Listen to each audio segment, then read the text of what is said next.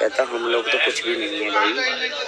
तो कहता तू छोड़ दे इस बात को, काशी भाई को ये अगर तेरी बात होती है तो मेरे को कहता है कि काशी भाई को ये कहना कि भाई बस एक ही दुआ कर दो, कि एक ही दुआ कर दो आप कि हम लोग सुरक्षित रहें बस।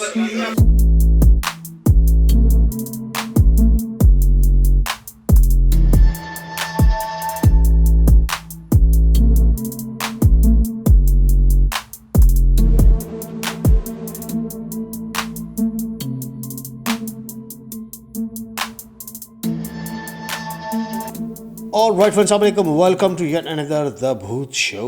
द भूत शो की एक और स्टोरी के साथ मैं हूं आशिर। हमारे साथ मौजूद है डॉक्टर काशिफ सर। अस्सलाम वालेकुम। वालेकुम अस्सलाम। कैसे हैं सर? अल्हम्दुलिल्लाह सर। अल्हम्दुलिल्लाह। हमारा न्यू सॉन्ग रिलीज़ हो चुका है, तो अगर आप लोगों ने नहीं देखा है तो ज़रूर देख लीजिएगा आशी डेली ब्लॉग्स पर। है सिंधी कल्चरल सॉन्ग। तो आई नो कि वो इतनी डिफ़िकल्ट पोइट्री है कि हम लोग हमें भी समझ में कम आती है। हाँ, तो हमें भी समझने में काफ़ी टाइम लगा उसको, मतलब अभी तक हम समझे नहीं। तो हम लोग चाह रहे हैं उसको कि हम उस पोइट्री को इंग्लिश में कन्वर्ट करेंगे, सब टाइटल में चला देंगे, लेकिन हो नहीं सक रहा है। हाँ, वो बहुत मुश्किल है। चलिए जी, आते हैं हमारे मेन प्रोजेक्ट पर, और वो है हमारी आज की जिन स्टोरी। सर, आज के किस्से जो हैं वो बड़े मज़े के किस्से हैं। और अभी हमारी एक व्यूअर है, पहले उन्होंने मुझे एक किस्सा शेयर किया। मैंने उनका किस्सा सुना तो मुझे बड़ा अच्छा लगा। पहले वो सुनाता हूँ, फिर हमारे एक पिंडी से भाई हैं, उन्होंने अपने एक भाई का किस्सा शेयर किया, तो वो भी मैं आपको सुनाता हूँ। वो भी मुझे बहुत अच्छा लगा। और फिर आप लोगों के डॉक्टर काशिफ का एक किस्सा सुना दूँगा जो है। पहले मैं आता हूँ, वो बहन जिसने मुझे अपना किस्सा शेयर किया है वो पाकिस्तान से बाहर रहती हैं कहीं, और उन्होंने अपने फैमिली में से एक किस्सा किसी का शेयर किया। उन्होंने बताया कि जी हमारी फैमिली में एक घर है, उनके 4 जो हैं वो बेटे थे, उनकी कोई बेटियां नहीं थी। तो चारों की शादियां हो गई थी, वो अपने अपने घरों को चले गए थे। तो एक बेटा उनके साथ रहता था, सबसे छोटा था, शायद उनकी शादी हुई थी अभी ताज़ी। और शादी के कुछ अरसे के बाद उनकी बेगम उनको छोड़ के चली गई, क्योंकि उन्होंने जो शादी की थी वो बेसिकली इंडिया से की थी। वो इंडिया में भी नहीं रहते, वो कहीं और रहते हैं। तो इंडिया से उन्होंने शादी की थी, तो इंडिया से जब वो बेगम उनकी आई थी तो वो उनको बहुत जल्द, कुछ अरसे में, हफ्तों में या महीनों में छोड़ के चली गई थी। और रीज़न उन्होंने ये बताया कि जी जब उनकी शादी होकर आई तो वो लड़की कहती थी कि मुझे कुछ नज़र आता है इस घर में, और कोई मुझे मारना चाहता है, कोई नुकसान पहुंचाना चाहता है, फिर मेरे ऊपर भारीपन होता है। इस तरह की चीज़ें वो करती थी। तो उसने कहा कि मुझे लग रहा है कि मेरी तबीयत सही नहीं है, मैं अपना इंडिया जाती हूँ वापस और अपना इलाज करवा के वापस आ जाऊँगी। तो उसकी सास ने और उसके मियाँ ने बोला ठीक है, बेहतर है, तुम जाओ, रिलैक्स हो आराम से। तुम्हें लगता है कि अगर तुम्हारी तबीयत इतनी ख़राब है कि तुम्हें वहाँ से कोई इलाज करवाना है तो तुम चले जाओ। तो वो लड़की, उसकी उस बंदे की बीवी जो है वो इंडिया आ जाती है। जब वो इंडिया आ जाती है तो वो लड़का घर में अकेला रह जाता है।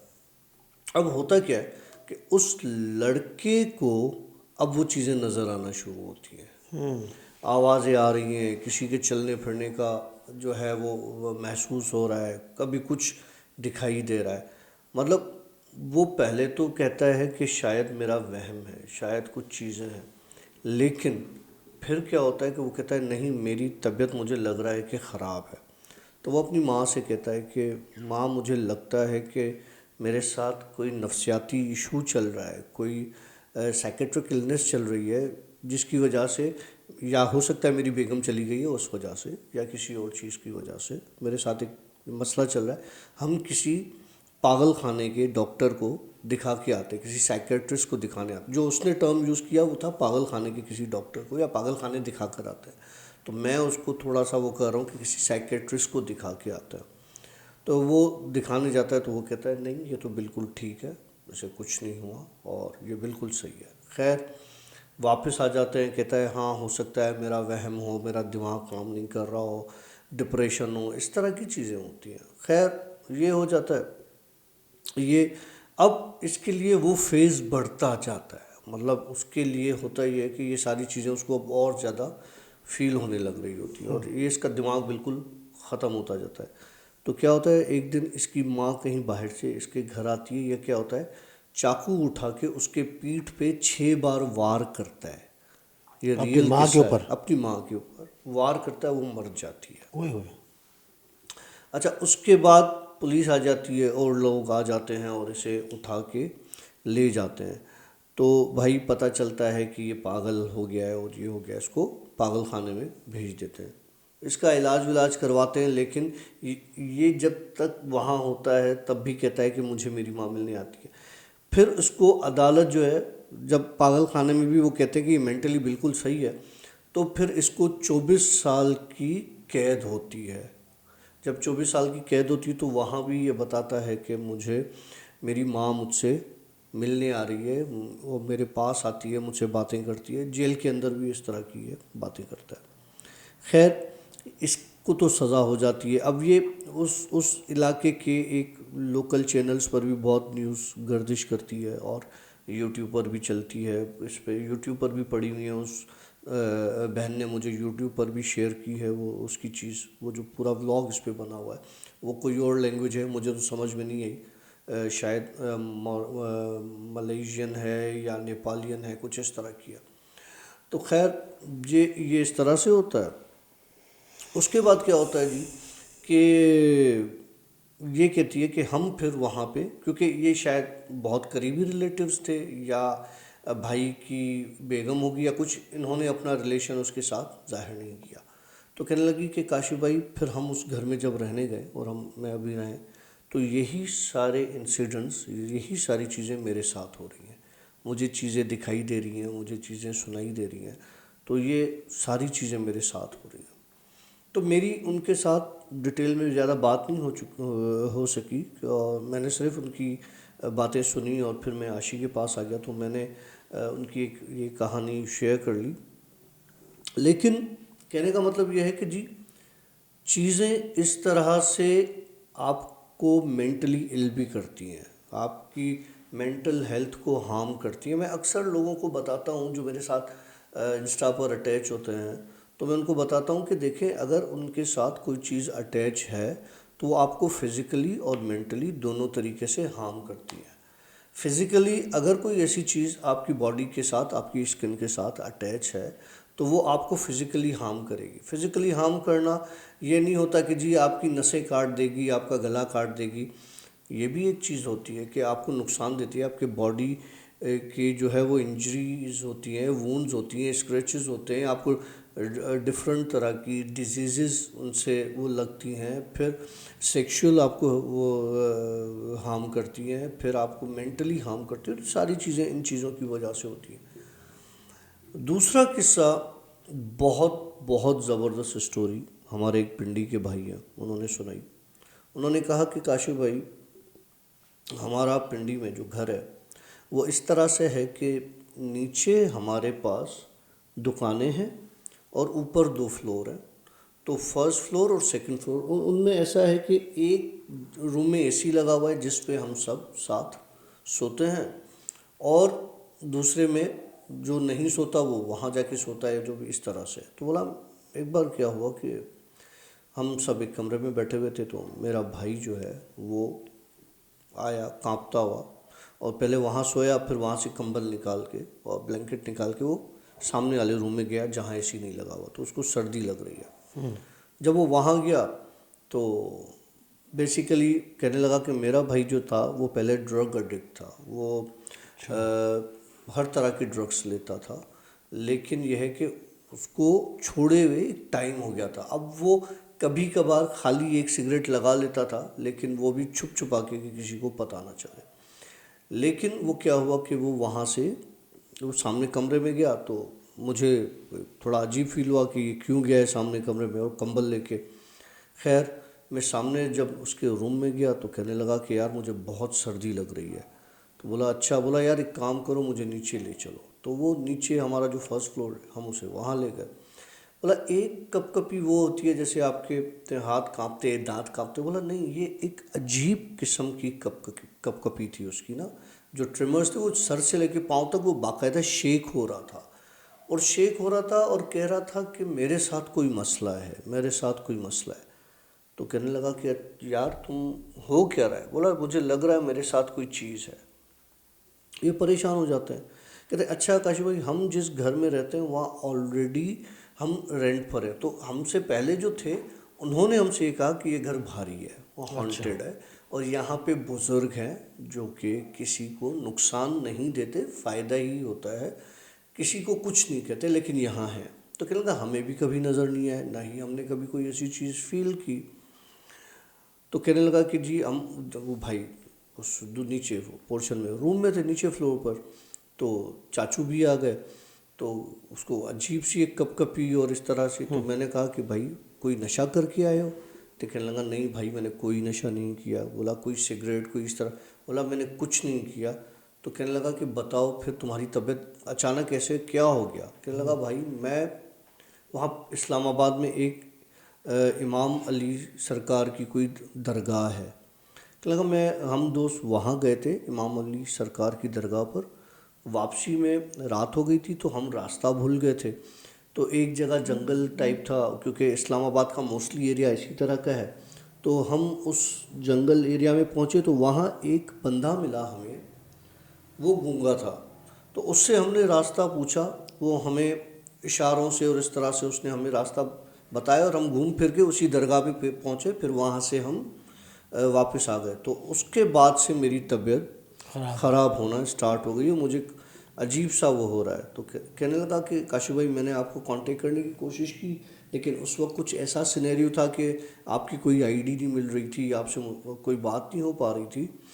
तो मैंने अपने दोस्तों को बोला यार किसी पढ़ने वाले को ले आओ। बोला वो जो मेरी वालदा ने और इन्होंने नज़र पड़ी, वो लाल मिर्ची का वो सदका देते हैं वो की, मतलब जो जो हमें समझ में आता था वो हमने किया, और ये कंटिन्यू ही शेक किया जाए, ये शेक किया जाए कि मेरी तबीयत ख़राब है, यही बोली जाए कि मेरे साथ कोई चीज़ है, कुछ है मेरे साथ। तो कहने लगे कि भाई ये सारी चीज़ें हुई। हमने इधर उधर फ़ोन दौड़ाया, मैंने दोस्तों को फ़ोन दौड़ाया। वो दिन ऐसा था, शायद वीकेंड था या कुछ और था, सॉरी ईद का चौथा दिन था या तीसरा दिन था, तो हर कोई अपनी में था। तो खैर मैंने दोस्तों को बोला यार किसी पढ़ने वाले को, पढ़ाई वाले को, किसी मौलवी को, किसी आलिम को, किसी आमिल को ले आओ, कोई आके कुछ पढ़ ले, कोई इस तरह की बातें कर रहा है। कि लगा कि वो भी नहीं हुआ। खैर हमने दुआएं वुआएं पढ़ी। बोले उसके बाद इसने कहा, फिर मेरे दिमाग में आया कि यार ये जो है ना, हमारे पुराने किराएदारों ने बोला था कि इस घर में कुछ है, बुज़ुर्ग हैं कोई। तो जैसे वो कहते हैं ना, एक जगह पे कुत्ता होता है, दूसरा कुत्ता आता है तो वो उसको बर्दाश्त नहीं करता, या अगर कोई आपके घर में आ जाता है तो कहने लगा काशी भाई मेरे दिमाग में वो चीज़ आई। खैर इसने मुझसे कहा कि मुझे वॉशरूम जाना है। कहने लगा ये उठ के इसको हम पकड़ के वॉशरूम तक ले गए। बोला ये वॉशरूम में बैठे ना चीखने लगा, और फिर वहाँ से निकल आया। तो हमने बोला क्या हुआ? बोला वो जो है ना वो मेरे साथ आई है।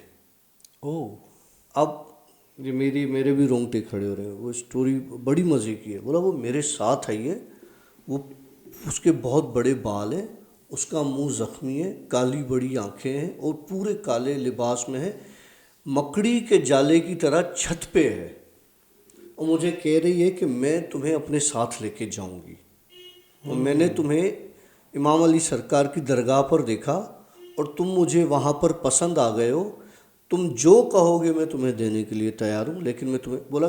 और वो छत पे बाथरूम की दीवारों पे मकड़े की तरह, जाले की तरह चल रही है, इस तरह से वो तेज़ तेज़ चल रही है। कहने लगा अच्छा।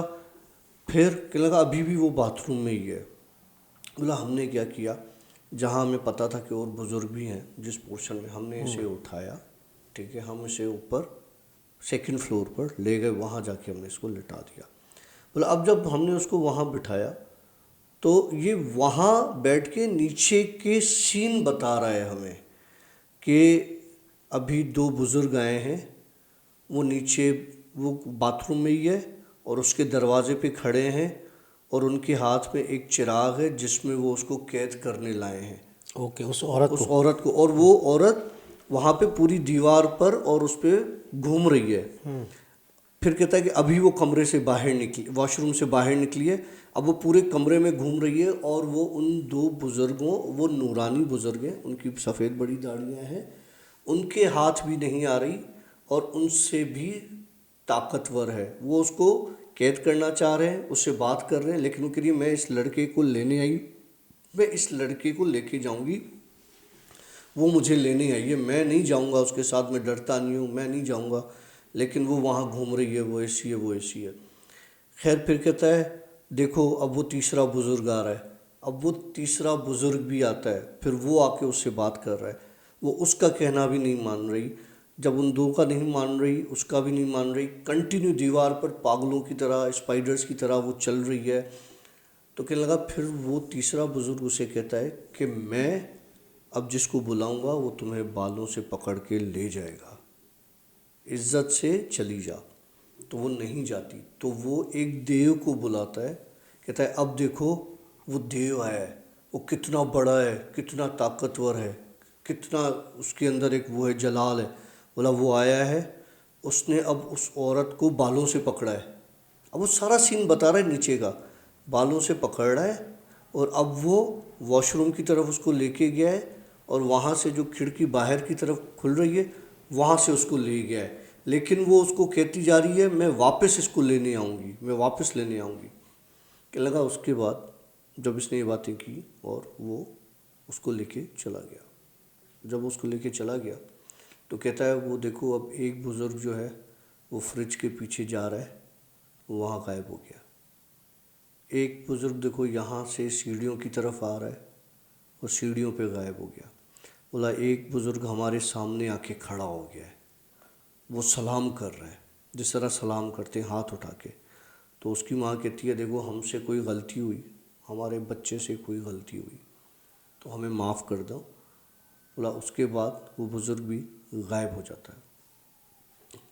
तो जिन्होंने मुझे ये स्टोरी भेजी उन्होंने कहा काशी भाई आपको ये सारी स्टोरी भेजने का मकसद ये था कि खुदा न खास्ता अगर कभी दोबारा ऐसा कुछ होता है तो हम आपको कैसे कांटेक्ट करें। तो फिर मैंने उन्हें अपना नंबर वगैरह दिया, तो अभी दूंगा, दिया नहीं अभी दूंगा, क्योंकि अभी जस्ट उसने मुझे, मैंने उसकी सारी स्टोरी उसने मुझे काफ़ी दिन पहले भेजी थी, टाइम नहीं था मेरे पास, तो मैंने आज बैठ के वो पूरे वॉइस नोट उनके पढ़े और फिर उसके बाद जो है मैंने वॉइस नोट पढ़ने के बाद उनको एक रिप्लाई दिया कि क्या मैं ये शेयर कर सकता हूँ। तो उन्होंने कहा हाँ जी आप शेयर कर सकते हैं, लेकिन नाम नहीं लीजिएगा। मैंने कहा ठीक है। तो अब मैं उनको अपना नंबर भेजूँगा। अच्छा, वैसे आज आपको एक बच्ची ने कल व्हाट्सएप पर मेरे साथ कांटेक्ट किया था। हाँ हाँ तो हम नाम नहीं ले रहे हैं उसका, हाँ लेकिन वो स्टोरी भी उन्होंने जो बताई थी तो वो इसी तरीके की थी। इसी तरीके वो 3 साल से बच्ची बीमार है और मैं नाम नहीं लूँगा, 3 साल से उसके साथ एक जन है जो उसको डेली उसके साथ वो बदकारी करता है। वो कह रही है कि मेरा वेट काशिफ भाई पहले इतना था, अब उसकी जब मैंने उसने अपनी तस्वीर भेजी तो मैंने उसकी जब उसका चेहरा देखा तो उसमें साफ मुझे चीज़ें नज़र आ रही थी, वो बेचारी सूख के कांटा हो गई है। अल्लाह उसके हाल पे रहम फरमाए। अभी कुछ वजूहात हैं ऐसी जिनकी वजह से उसकी वो चीज़ नहीं हो सक रही, पढ़ाई नहीं हो सक रही। तो 1-2 दिन के बाद मैंने उससे कहा है कि मैं प्रॉपर आपको पढ़ाई बताऊंगा, जो है आप वो कीजिएगा, अल्लाह के हुक्म से वो चीज़ चली जाएगी इंशाल्लाह। वैसे देखें ना, ये चीज़ें हैं, अक्सर लोग कहते हैं कि ये सिर्फ आप लोग झूठी स्टोरीज बताते हैं, देखिए ये फैक्ट हैं। वैसे मैं और आशी लगते कार्टून हैं लेकिन हम हैं नहीं। किसी ने कमेंट किया था। अच्छा बड़ा मज़े का किस्सा सुनाता हूँ। हमारे पास एक पारथ था, इंडिया से तांत्रिक था, याद है आपको हमने एक स्टोरी शेयर की थी जिसने मेरे पास चीज़ें भेजी थी। उसी तरीके का एक और वाकया मेरे साथ हुआ। अच्छा। परसों मैं आपको वो वॉइस नोट्स उस बंदे के सुनाता हूँ, सब जो भी हैं। उस बंदे ने जो है मुझे वॉइस नोट भेजे कल मैंने उसके वॉइस नोट सुने। कहने लगा काशिफ भाई, मैं एक जगह बैठा था, वहाँ पर मेरा एक बहुत ही करीबी, हमारा रिश्तेदार ही समझो, और बहुत करीबी एक दोस्त या रिश्तेदार या भाई इस तरह से वो आया, और मैंने उससे कहा कि यार मैं आपकी स्टोरी सुनता हूँ। वो बेसिकली काला जादू भी करता है, वो तांत्रिक भी है, और वो इस तरह के अमलियात करता है। तो मैंने उससे बोला, यार तुम आशी और काशिफ भाई को जानते हो? तो डॉक्टर काशिफ को, पाकिस्तान पे। तो कहने लगा, जब मैंने उसको बोला तो वो चौंक गया। उसने बोला, भाई आपने आज ये बात की है, मेरे सामने डॉक्टर काशिफ का नाम फिर कभी नहीं लेना। तो कहने लगा, मैं हैरान हो गया। मैंने कहा, भाई ये मुझे क्यों मना कर? बोला, यार मतलब क्यों मना कर रहे हो तुम डॉक्टर काशिफ का नाम लेने से? कहने लगा, बस हम आपस में दोस्त हैं, भाई हैं, जो भी हैं, लेकिन इस बंदे का नाम तुम मेरे सामने नहीं लेना, ये बहुत बड़ा मसला हो जाएगा मेरे लिए भी और तुम्हारे लिए भी। मज़ा आपको तब आएगा जब मैं वो आपको वॉइस नोट सुनाऊंगा सारे, वो उसके जो बताने का तरीका है। कहने लगा, उसके बाद मैंने बोला, यार तुम बताओ तो सही आखिर मसला क्या है? तो कहने लगा, उसने 10 से 15 मिनट अपनी आंखें बंद की, और जब उसने आंखें खोली तो वो डर में और अजीब एक कैफियत में लाल हो रहा था, टमाटर। तो कहने लगा, भाई डॉक्टर काशिफ का मुकाबला हम नहीं कर सकते, उसके साथ जो चीज़ें हैं वो बहुत पुरानी हैं और उसके बड़ों से होती हुई आ रही हैं। उसके साथ इतनी चीज़ें, अगर मेरे साथ ताल्लुक़ रखना है, वास्ता रखना है, तो इस बंदे का पीछा छोड़ना पड़ेगा। इससे बात नहीं करोगे, तुम किन चक्रों में पड़ रहे हो डॉक्टर काशिफ के, क्योंकि उनका अपने एक रिलीजन, अपनी एक चीज़ है, तुम इन चक्रों में नहीं पड़ो और इसको छोड़ो। क्या लगा, उसके बाद काशिफ भाई वो चला गया और उसने मुझसे पलट के कांटेक्ट नहीं किया। मुझे कहता हुआ गया, मैं जब चाहूँगा मैं ख़ुद तुमसे बात करूँगा, तुम मुझे कांटेक्ट नहीं करना, क्योंकि कुछ भी हो सकता है हमारे साथ। तो उसने बेसिकली मुझे मैसेज किया कि यार हमसे कोई अगर गलती हो गई हो तो हमें माफ़ कर देना। और वो ये सारी ऐसी बातें हैं जो मैं आपको एंड में वॉइस नोट सारे आपको वो मैं सुनवाऊँगा, क्योंकि अगर मैं अपने मुंह से बताऊँगा तो बोलेंगे यार ये तो डॉक्टर जो है वो मियाँ मिट्ठू बन रहा है। ठीक है काशिफ भाई, मैंने ना आपको एक बात बतानी है। मैंने एक बंदे को कहा था, जैसे मैंने, वो बंदा मेरा रिलेटिव ही है, जैसे मतलब यार मान लो कि रिश्तेदार से ज़्यादा ही है बंदा, ठीक है ना। वो बंदा काला इल्म और जादू वगैरह जानता है, ठीक है। मैंने उसको सिर्फ यही कहा था कि यार पाकिस्तान में एक मेरा भाई है भी, काशिफ और आशी। उसने आशी का नाम तो नहीं लिया, जब काशिफ का नाम सुना ना, जब उसने बोला मेरे को, जब ही बोला, कहता काशिफ, कहता यार तू किन चक्रों में पड़ गया यार, तू पागल है। मैं कहा यार वो भाई, कहता भाई नहीं, वो बहुत बड़ी शक्ति है, तेरे को नहीं मालूम। तो भाई यार कहता बस चुप कर जा, बस अभी मत बोले यार। ये कहता मेरे को पिटवाएगा क्या? तो भाई वो सब कुछ जानता है। उसने मेरे को ये बात बोली तो मैं यार चौंक गया यार, कसम से यार भाई चौंक गया मैं।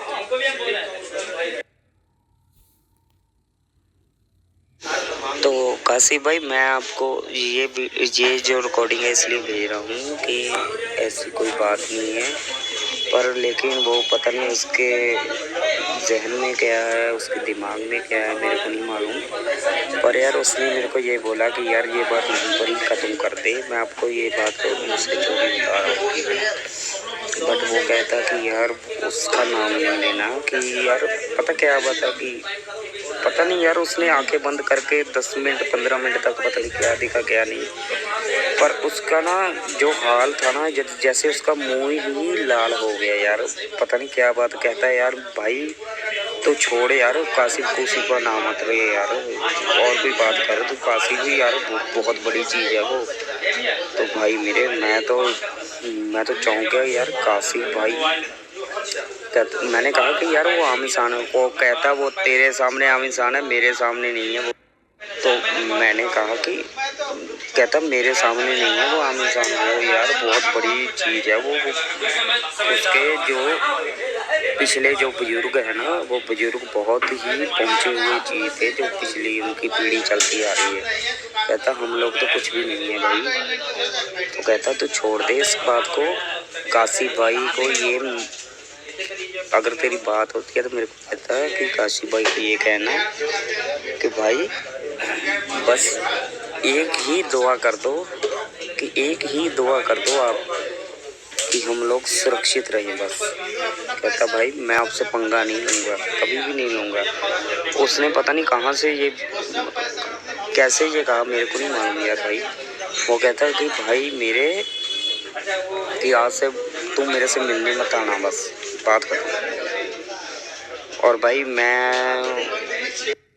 जी में हूँ यार, और भाई मेरा कांटेक्ट भी नहीं हुआ। आपको सही बात बताऊँ, ये 2-3 दिन पहले की बात है, मेरा कांटेक्ट भी नहीं हुआ। कहता यार नहीं यार तू मेरे से बात नहीं करो, मेरा जो दिल चाहेगा मैं खुद बात करूँगा, लेकिन काशी भाई की नहीं, मैं यार बात करूँगा। वो बहुत बड़े इंसान है यार, उनके जैसा दिल तो किसी दुनिया में भी नहीं है, पाकिस्तान है और इंडिया में भी नहीं है। पाकिस्तान की तो बात ही छोड़, इंडिया में भी नहीं है। सच में यार काशी भाई यार, लव यू यार।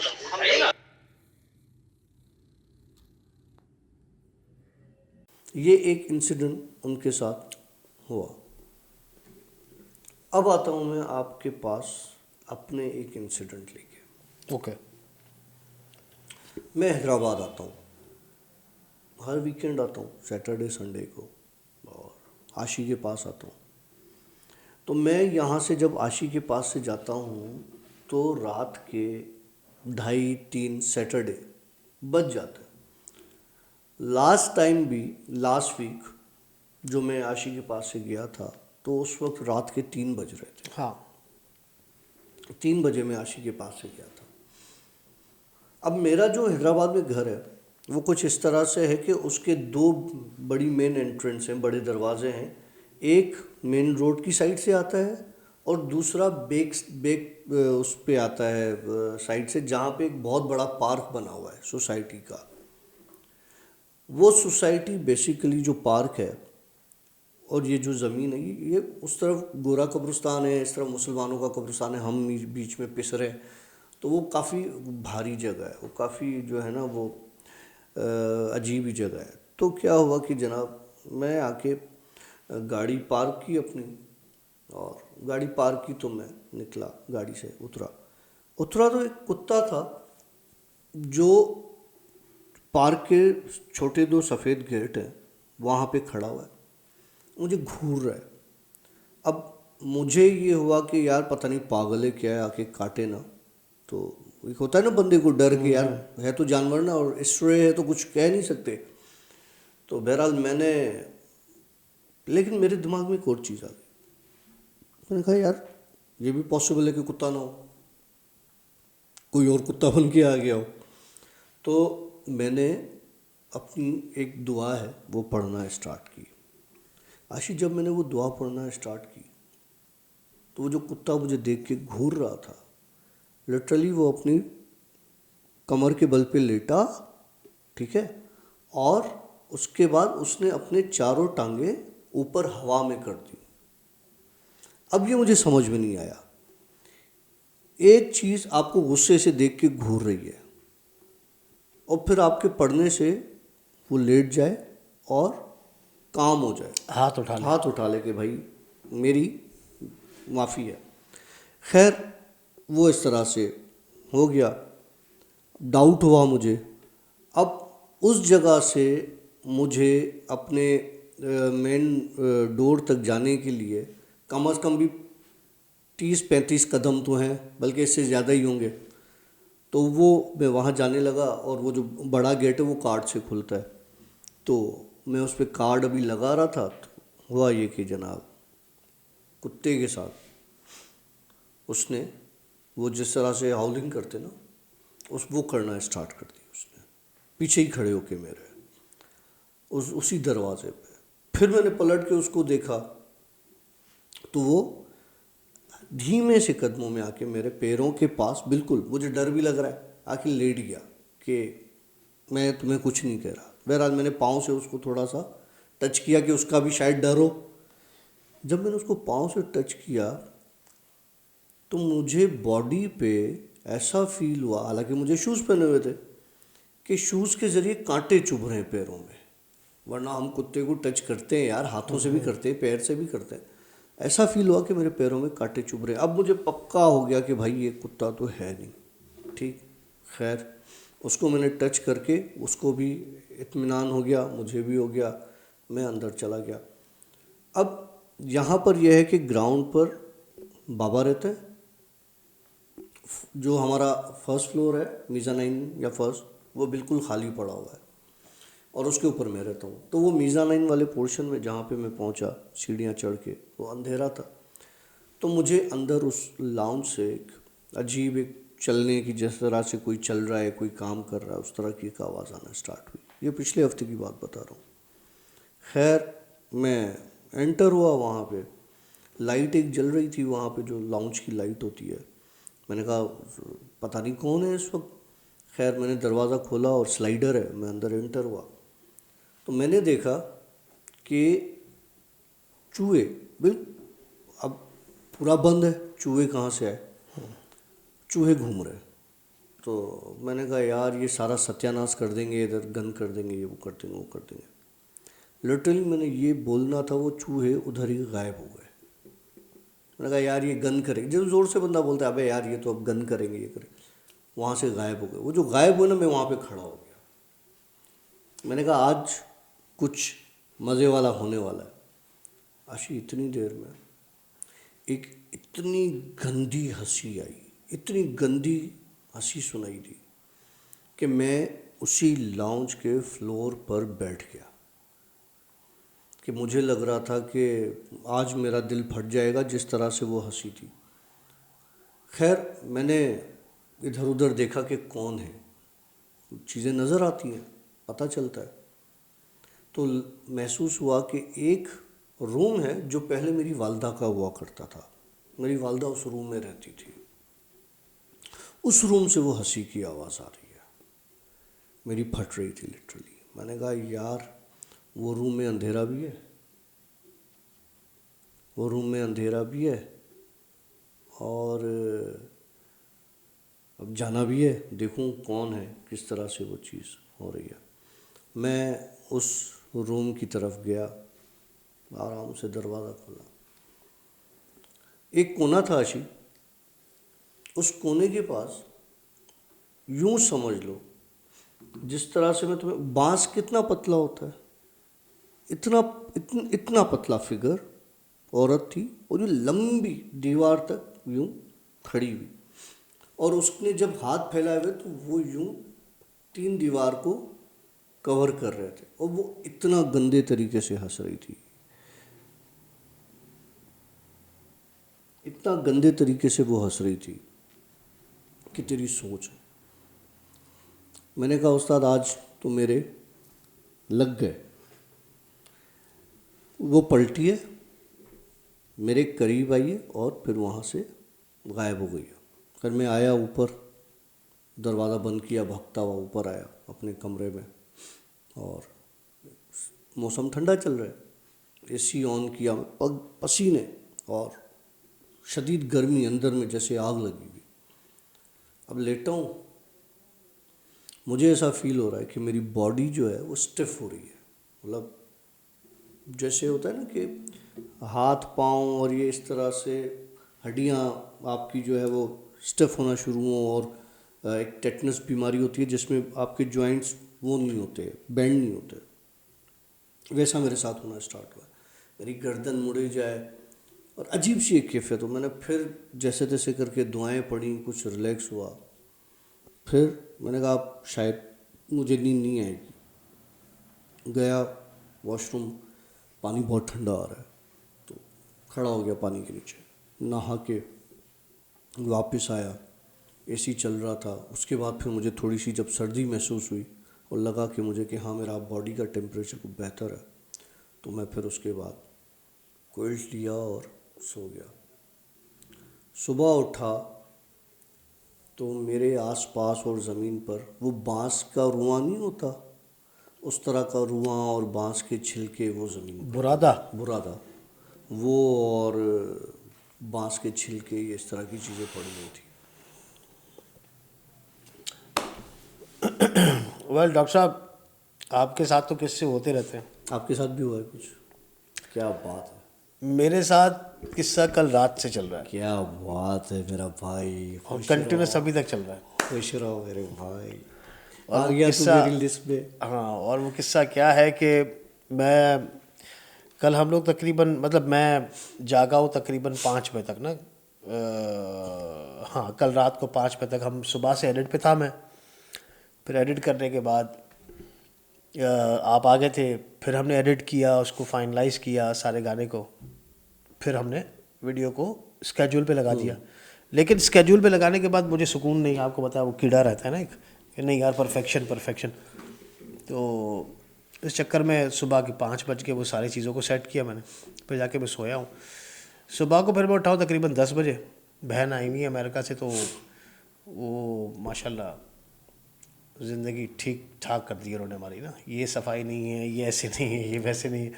मैंने पर्सनली, मेरे इस रूम को ताला नहीं होता है ना, इस रूम को ना परले वाले रूम को, हालांकि यहाँ पे सामान पड़ा हुआ सारा, लेकिन मैं जब से बहन आई मैं दरवाजे को ताला लगाता हूँ कि भाई मेरे कमरे में कोई नहीं आएगा। मट्टी है, धूल है, कचरा है, टूटा हुआ है, फूटा हुआ है, छोड़ दो इसको, कोई नहीं छेड़ेगा। तो बहन इत्तेफाक से सुबह को आ गई। जब मैं 10 बजे सुबह को आया यहाँ पर, उसने फ़ोन करके मैं उठाया, तेरे कमरे से सामान उठाना है। तो मैंने कहा भाई मैं आ रहा हूँ। क्या मैं 15 मिनट में एकदम से मुंह को छींटा उटा मार के मैं निकल आया। अच्छा, आया तो उन्होंने सामान उठाया, बस ये सामान को ऐसे कर दिया। मैंने खबरदार, मेरे सामान को कोई टच नहीं करेगा। खैर सुबह को मैं 10 बजे उठ गया। फिर उसके बाद कंटिन्यूस लैपटॉप और मोबाइल और सब चीज़ें। तो अभी वो हालत है कि मैं बैठ भी नहीं सक रहा हूँ। मतलब तू स्टोरी सुना रहा था, मैं शायद सो रहा था, शायद किसी ने मेरे खराटे भी सुने हो, आई डोंट नो। खुली आंखों के साथ मैं सो रहा था आज। तो मेरे साथ ये सीन चल रहा है। और मुझे पता है कि आप लोगों ने डॉक्टर साहब की स्टोरी को बहुत इन्जॉय किया होगा, और मेरी हालत बहुत ख़राब है आज। तो मैं आज करूँगा मस्त किस्म का आराम। क्या है यार, कुछ नहीं है। नहीं, इसको हर चीज़ में कुछ ना कुछ नज़र आता है। CID अभिजीत, पता लगाओ। वही नहीं, चीज़ है। नहीं, आपको पता है लास्ट जो हमारी वीडियो है उसमें काफ़ी लोगों को नज़र आई है चीज़ें। मतलब उसमें लोगों को बाकायदा फिगर तक एक नज़र आई है, और जिसमें वो फोकस भी किया था उसने ना, वो नज़र आई है। और आज की स्टोरी में भी आप ये देख रहे हैं, ये जो ये साइन बनी हुई है, इस साइन और ये छोटा सा एक फ्रेम है। ये बड़ी साइन है और इसके बराबर में छोटा सा फ्रेम है। इसके बीच में एक लाइट है, एक लाइट आई है, और एक बार नहीं आई, बड़ी ब्राइट लाइट आई है, और वो 2-3 बार आई है, जो मैंने पलट के देखा भी।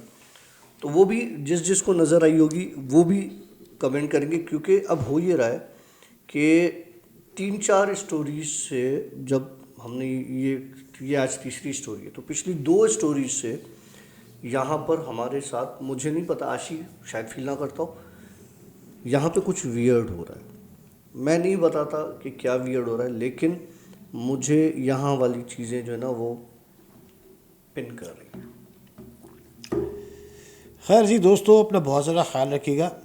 इस वीडियो की एंड में मैं आपके पास छोड़ दूंगा यहाँ पर एक फ़ोटो, जहाँ पर आपको नज़र आएगा हमारा आज का नया सॉन्ग। हाँ, ठीक है, जिसका नाम है जे वक्त ही जोगी जागया, मतलब जिस वक्त ये जोगी जागेंगे। तो खैर वो सॉन्ग है, समझ में आए ना आए, इट्स अ रिक्वेस्ट, प्लीज़ देख लीजिएगा। लाइक और कमेंट ज़रूर म्यूजिक तो कीजिएगा। अच्छा है, बहुत अच्छा है, आप इंजॉय करेंगे। माना आप एक सूफी म्यूज़िक है वो, और थोड़ा सा उसमें मेरी बकवास है, सॉफ्ट रॉक रखा है वह, मेरी बकवास है, और इसका गाया हुआ है। रैप पार्ट इसका है, और जो सिंगिंग वाला पार्ट है वो मेरा है।